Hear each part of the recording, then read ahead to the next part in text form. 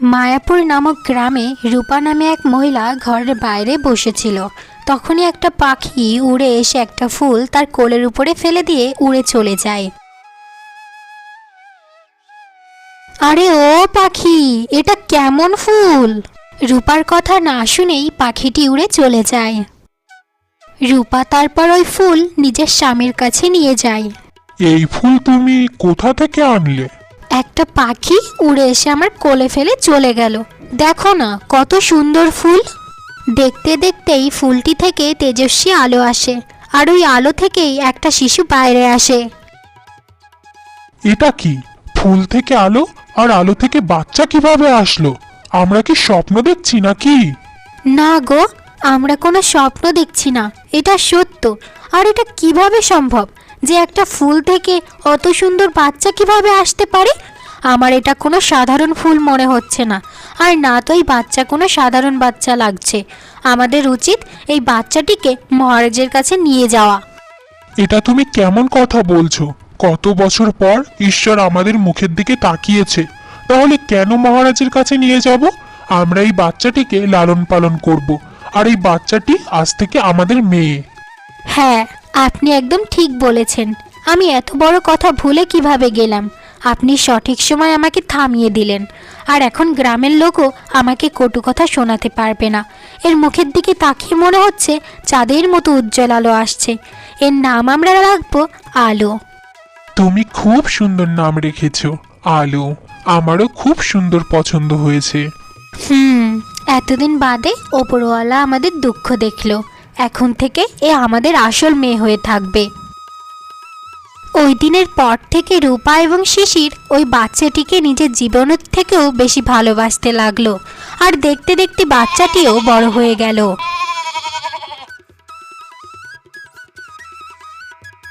একদিন যখন আলো ঘর থেকে বাইরে যাচ্ছিল, তখন দুটো বউ নদী থেকে জল ভরে আলোকে দেখে বলে ওঠে, ওই দেখ আলো কত সুন্দর, অত সুন্দর তো এই গ্রামে কেউ নেই।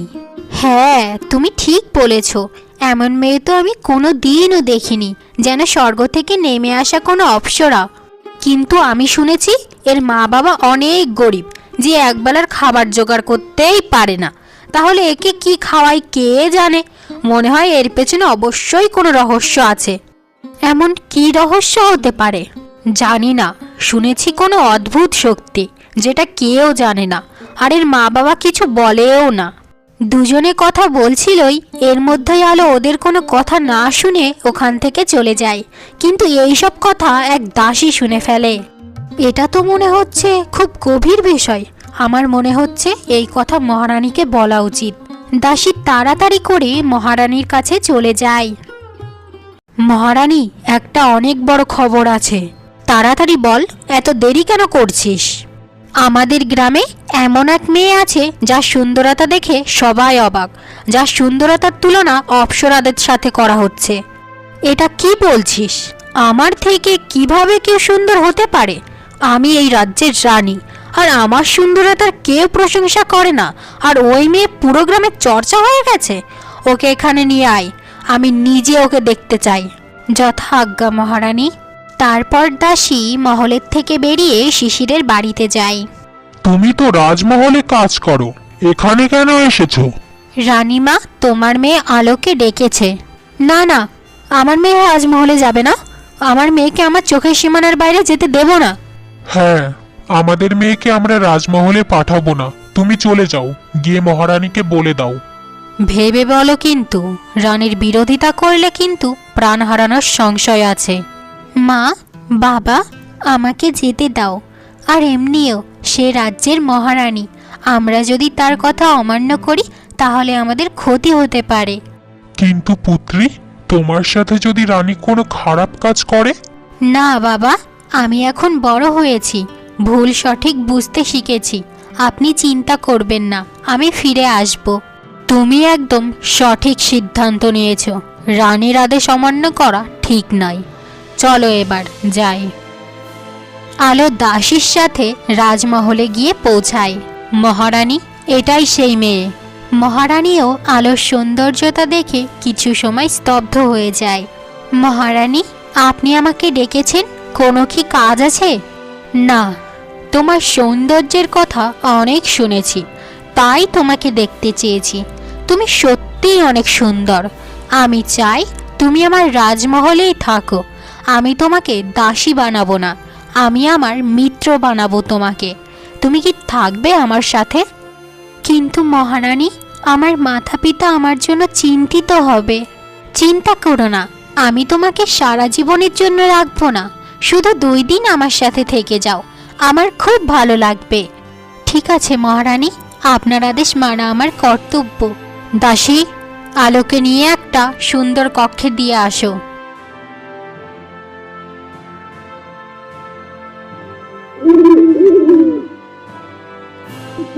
রাত তখন গভীর। মধ্যরাতে রানী উঠে নিজের কক্ষ থেকে বাইরে বেরিয়ে আসে। এখন সময় চলে এসেছে নিজের পদক্ষেপ বাড়ানোর। কেউ যাতে না বুঝতে পারে আমি ওই কক্ষের ভিতর কি করি। তারপর রানীমা বিচিত্র দরজার পেছনে চলে যায়, গিয়ে একটা আয়নার সামনে বসে পড়ে। তখনই ওই আয়না থেকে রশ্মি বের হতে থাকে এবং আয়না থেকে আওয়াজ আসে। বলো রানী, কেন তুমি আমার কাছে এসেছো? আমি এটা বুঝতে পারছি না যে আমার মহলে ওই আলো নামের মেয়েটি এত সুন্দর কিভাবে হতে পারে। অত সুন্দর তো মনে হয় এই পৃথিবীতে কেউ নেই। আর আমি ওর সুন্দরতা নষ্ট করতে চাই। ও থাকতে আমার সুন্দরতার কেউ প্রশংসা করবে না। প্রথমে সবাই আমার সুন্দরতার প্রশংসা করত, কিন্তু এখন কেউ আমার সুন্দরতার প্রশংসা করে না। আর আমিও যখন থেকে ওর সুন্দরতা দেখেছি তখন থেকে আমিও লুকিয়ে বেড়াচ্ছি। সত্যি আমি পাগল হয়ে যাব। ও সুন্দর, কেননা ও কোনো মানুষের বাচ্চা নয়। ও একটা ফুলের থেকে জন্ম নেওয়া মেয়ে, আর এই জন্যই ও ফুলের মতো সুন্দর। আর দিন প্রতিদিন ও আরো সুন্দরী হতে থাকবে। কোনোভাবেই ও সুন্দরতা কম হবে না। কি? এটা কিভাবে হতে পারে যে কোনো মেয়ে ফুল থেকে জন্ম নেয়? তুমি আমার সাথে মজা করছো? না, আমি তোমাকে মিথ্যা বলছি না। এটা সত্যি যে ও ফুল থেকে জন্ম নিয়েছে, আর ও বিচিত্র দুনিয়া থেকে এসেছে। যখন ফুল পুরোপুরি ফোটে তখন তার থেকে সুবাস বেরোয়। তেমনি ওর সুন্দরতা আরো বাড়তে থাকবে, আর দিন প্রতিদিন ও আরো উজ্জ্বল হয়ে উঠবে। আমি যে কোনোভাবে ওকে কুৎসিত বানাতে চাই। ওর সুন্দরতা আমার চাই। না, আমি যাই করি না কেন ওর সুন্দরতা তোমাকে দিতে পারবো না, কেননা ওর সৌন্দর্য ধারণ করা কারো পক্ষে সম্ভব না। না, ওর সৌন্দর্য আমার চাই। ওর সৌন্দর্য তুমি যদি না মিটিয়ে দিতে পারো তাহলে আমি ওকে প্রাণে মেরে দেব। ও যদি পৃথিবীতেই না থাকে তাহলে সবাই আমার সৌন্দর্যের প্রশংসা করবে, আর ওর সৌন্দর্যের কেউ প্রশংসা করবে না। তুমি বলো, ওকে আমি কিভাবে রাস্তা থেকে সরাবো? ওকে রাস্তা থেকে সরানোর উপায় আমি বলতে পারবো না, এটা তো সেই বলবে। কি? কেন কেউ নিজের মৃত্যুর রহস্য নিজেই বলবে? কেননা সে একটা ফুল, আর একটা ফুল কখন ঝরে যায় সেটা তো একটা ফুলই বলতে পারবে। সে নিজের মর্জিতে চলে, এখানে কেউ কিছুই করতে পারবে না। তাই এই রহস্য সে নিজেই বলবে। কিভাবে বলবে? আর আমি কিভাবেই বা জিজ্ঞাসা করব যে তুমি কিভাবে মরবে? যখন সে মধ্যরাতে ঘুমিয়ে থাকবে তখন তুমি তাকে জিজ্ঞাসা করবে। সে নিদ্রার মধ্যে সব কিছু তোমাকে বলে দেবে। ঠিক আছে, এখন তো মধ্যরাত হতেই গেল। আমি এখনই গিয়ে জিজ্ঞাসা করে আসছি। তারপর রানী বিচিত্র দরজা থেকে বেরিয়ে আলোর কক্ষে যায়। আলো, শুনতে পাচ্ছ? আমায় শুনতে পারছো আলো? আমি তোমার মৃত্যুর রহস্য জানতে চাই, যে তুমি কিভাবে মরবে। আলো ঘুমের মধ্যেই ধীর স্বরে বলে ওঠে, যদি তুমি আমাকে মারতে চাও তাহলে তুমি তোমার বড় ছেলেকে মেরে ফেলো। তোমার বড় ছেলে মৃত্যুবরণ করার সাথে সাথেই আমিও মরে যাব। এটা কিভাবে সম্ভব? আমার বড় ছেলে আমার হৃদয়ের টুকরো, আমি তাকে কিভাবে মারতে পারি? না, শুধু এটাই একটা রাস্তা। যদি তুমি আমাকে মারতে চাও তাহলে তোমার বড় ছেলেকে মারতে হবে। রানী ভয় পেয়ে আলোর কক্ষ থেকে বেরিয়ে যায়। না, এটা কি হচ্ছে আমার সাথে? এর প্রাণ আমার বড় ছেলের সাথে কিভাবে জুড়ে আছে? আমি আমার ছেলেকে কখনো মারতে পারবো না।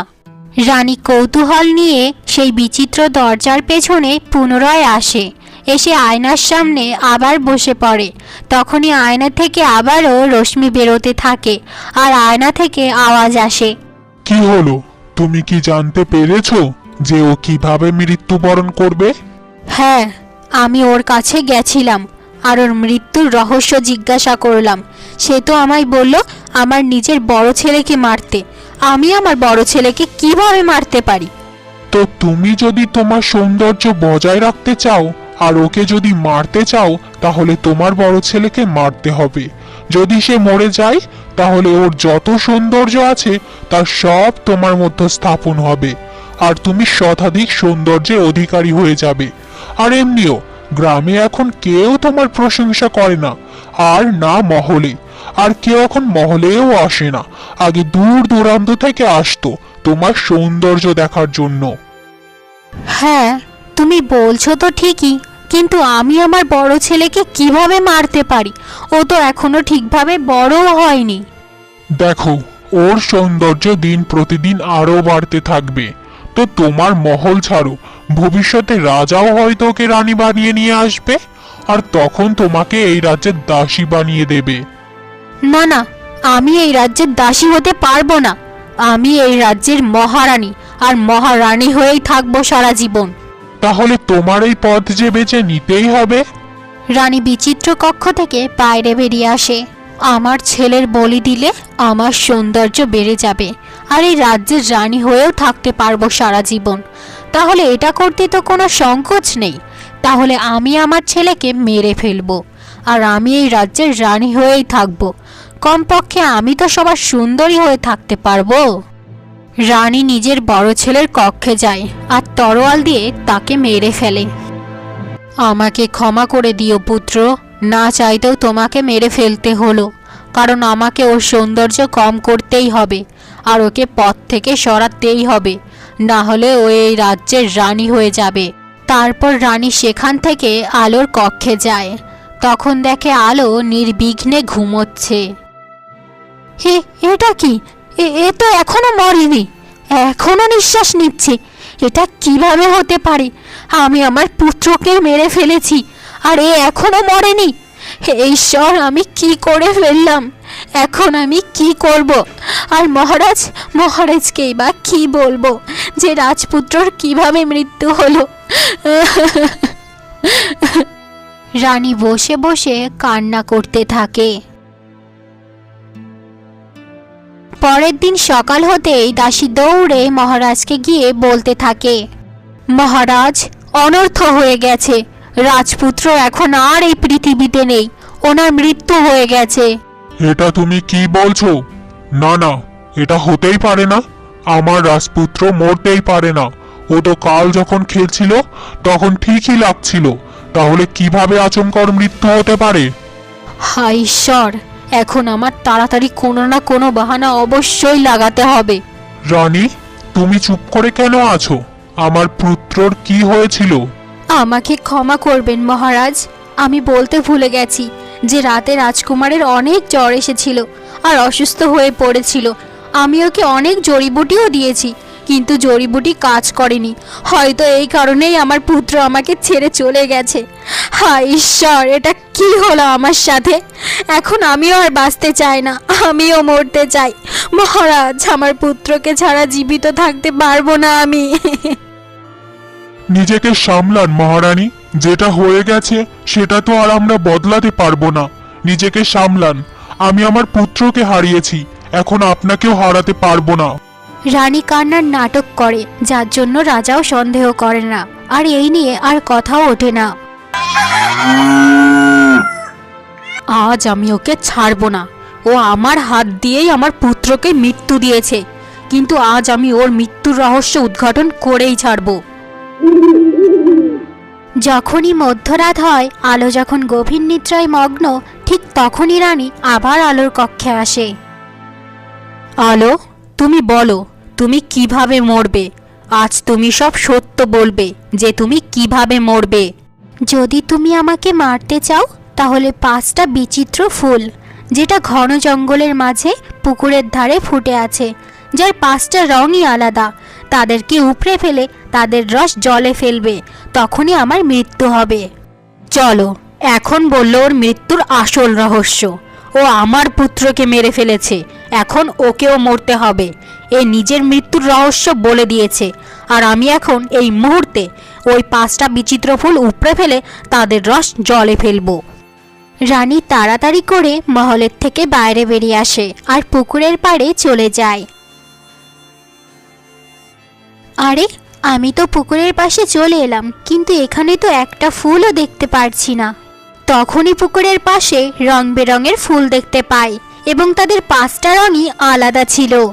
এই তো মনে হচ্ছে এগুলোই তো 5টা 5 রঙের ফুল। ও একদম সঠিক বলেছিল।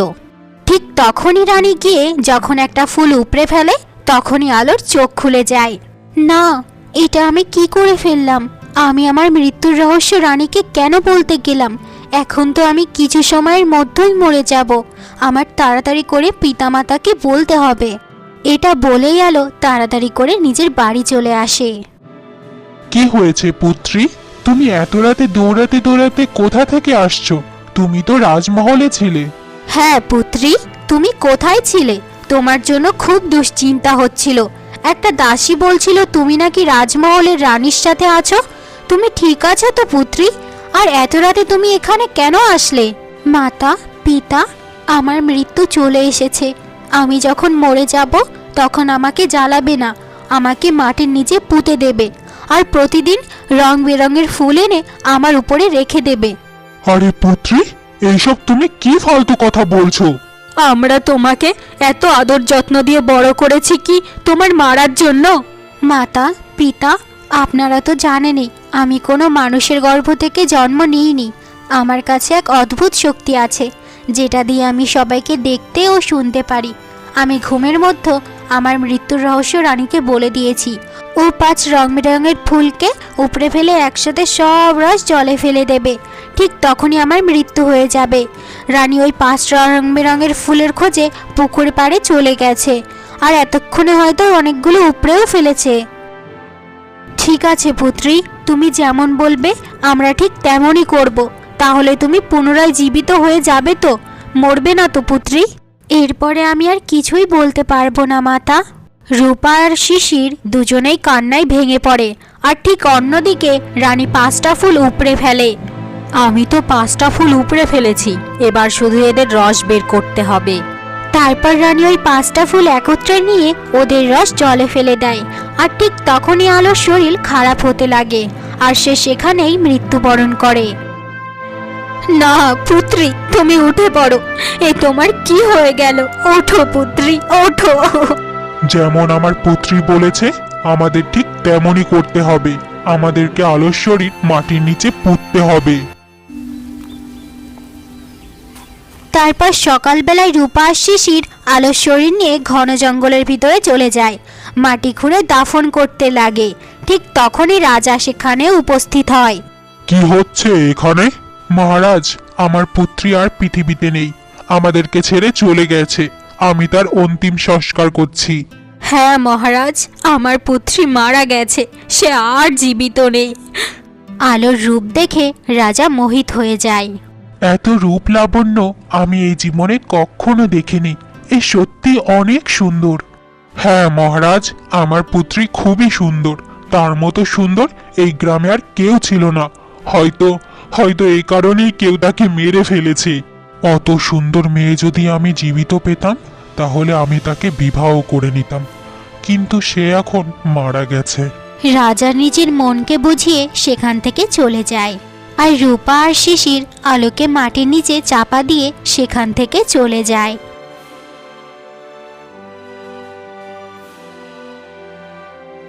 মধ্যরাত হতেই রাজার মন ছটফট করতে থাকে। এটা আমার সাথে কি হচ্ছে? আমি এত ছটফট করছি কেন? আমাকে গিয়ে তাকে দেখতে হবে। রাজা মধ্যরাতে মহল থেকে বেরিয়ে যায়। ঠিক তখনই রানীর নিদ্রাও খুলে যায়। মহারাজ এই মধ্যরাতে কোথায় যাচ্ছে? আমার মনে হচ্ছে তার পেছনে যাওয়া উচিত। রানী রাজার পেছনে যেতে যেতে ঘন জঙ্গলের ভিতরে চলে যায়। তখন রাজা একটা গাছের নিচে একটা কবরের পাশে বসেছিল। আলো, তুমি অত সুন্দর ছিলে সেটা আমি আগে কেন জানতে পারলাম না? যদি আগে জানতে পারতাম তাহলে আমি তোমাকে রানী বানিয়ে নিতাম। জানি না কি হয়েছে, যখন থেকে তোমাকে দেখেছি আমার মনে শান্তি আসছে না। এমন মনে হচ্ছে যেন তুমি বেঁচে আছো আর আমার অপেক্ষায় আছো, কিন্তু এটা কিভাবে হবে? এটা তো অসম্ভব। রাজা কয়েক ঘন্টা সেখানেই বসে থাকে, তারপর সে রাজমহলে ফিরে যায়। আমি বুঝতে পেরেছি, আলোকে এখানে কবর দেওয়া হয়েছে আর মহারাজ ওর প্রেমে পড়ে গেছে। হে ঈশ্বর, এর জন্যই তো একে আমি মেরে ফেলেছি, যেন কেউ এর সৌন্দর্যের প্রতি মোহিত না হতে পারে। গ্রামের লোক আমার সৌন্দর্যের প্রশংসা করতে পারে, কিন্তু এটা তো উল্টো হয়ে গেল। মহারাজ নিজেই ওর সৌন্দর্যের প্রতি মোহিত হয়ে গেল। এখন আমি কিভাবে মহারাজকে ওর জাল থেকে বের করব?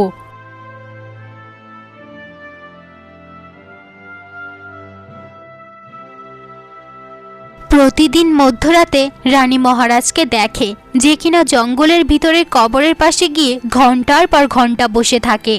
না, অনেক হয়েছে, এখন আমার মহারাজের সাথে কথা বলতেই হবে। তখনই রাজা ফিরে আসে। মহারাজ, আপনি কোথা থেকে আসছেন? আমি আমার পুত্রের কবরের কাছে গিয়েছিলাম। মিথ্যা কথা বলবেন না, ওর পাশেই আর একটা কবর আছে, আপনি সেখানেই যান। না, আমি সেখানে যাই অবশ্যই, কিন্তু পাশে আমার ছেলের কবর আছে, আমি সেখানেই যাই। কিন্তু পাশে ওই মেয়েটির কবর আছে, আমি তাকে মরার সময় দেখেছিলাম। তার সৌন্দর্যতা দেখে জানি না কি হয়ে যায় যে তার কবরের কাছেও আমি কিছু সময় দাঁড়িয়ে থাকি। ব্যাস, অনেক হয়ে গেছে, কাল থেকে আপনি আর ওই কবরের কাছে যাবেন না। আমার রাজপাটে মন লাগে না রানী। যখন থেকে আমার পুত্র আমাকে ছেড়ে চলে গেছে তখন থেকে আমার মন কিছুতেই লাগে না। আমার এখন শুধু আমার পুত্রের কবরের পাশেই ভালো লাগে। যাই হয়ে যাক না কেন, আপনি আর সেখানে যাবেন না। রাজা কোনো কিছু না বলেই সেখান থেকে চলে যায়।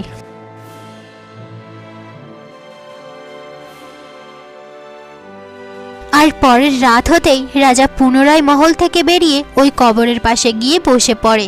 তখনই আচমকা ওখানে একটা পাখি উড়ে আসে।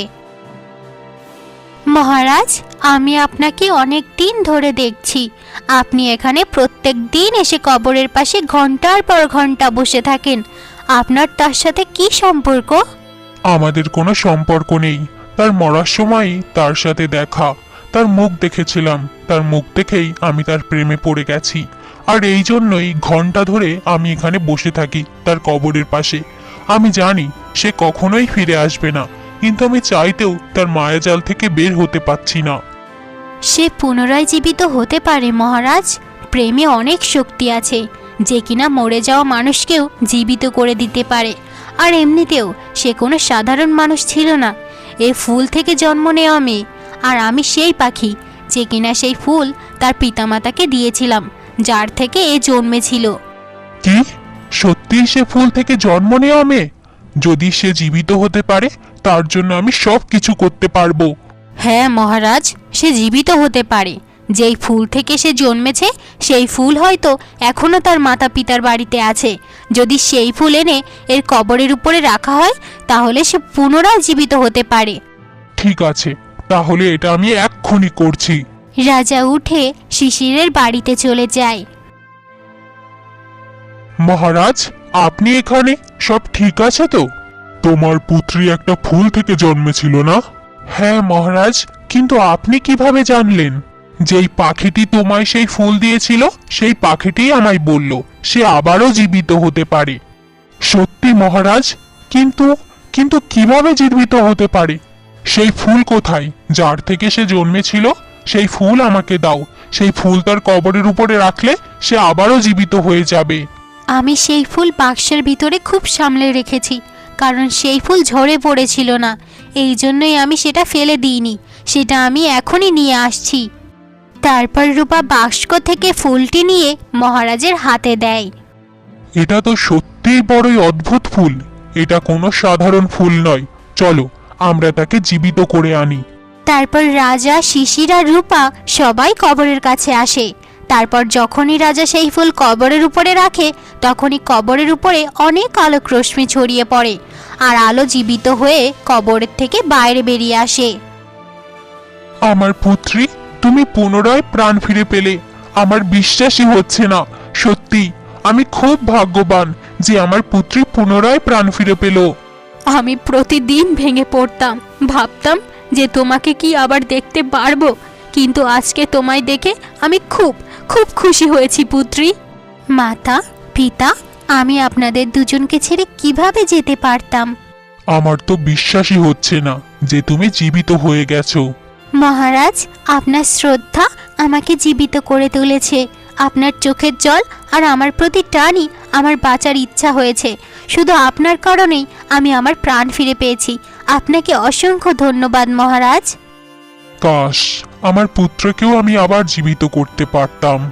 মহারাজ, আপনার পুত্রের মৃত্যুর কারণ অন্য কেউ নয়, স্বয়ং মহারানী। মহারানী নিজেই তার পুত্রকে মেরেছেন। এটা তুমি কি বলছো? আমার রানী কখনোই এটা করতে পারে না, এটা অসম্ভব। আমি মিথ্যা বলি না মহারাজ, আর আপনি তো জানেনই আমার কাছে বিচিত্র শক্তি আছে। ঠিক আছে, তাহলে চলো আমরা এর সত্য বের করি।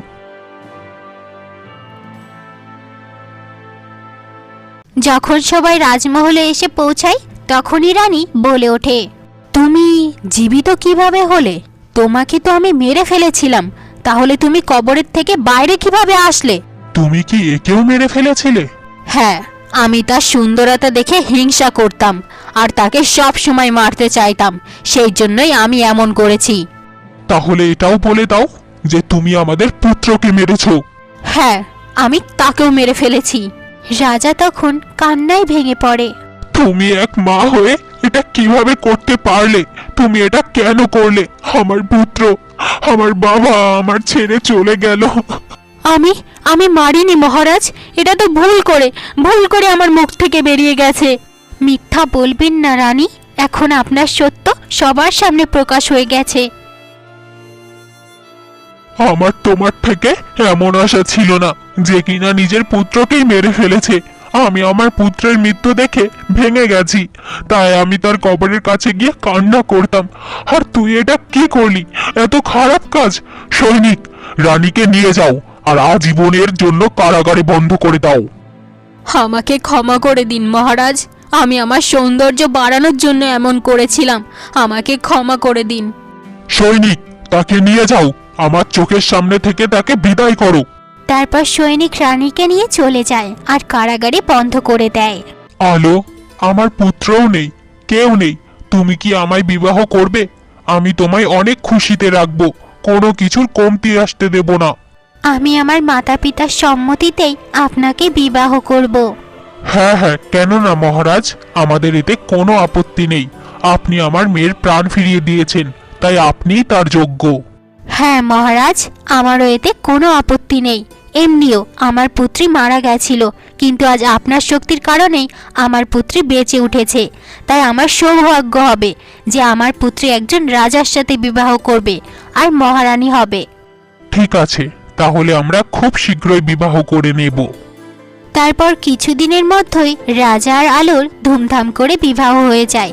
তারপর দুজনেই খুশি খুশি নিজের জীবন ব্যতীত করতে থাকে।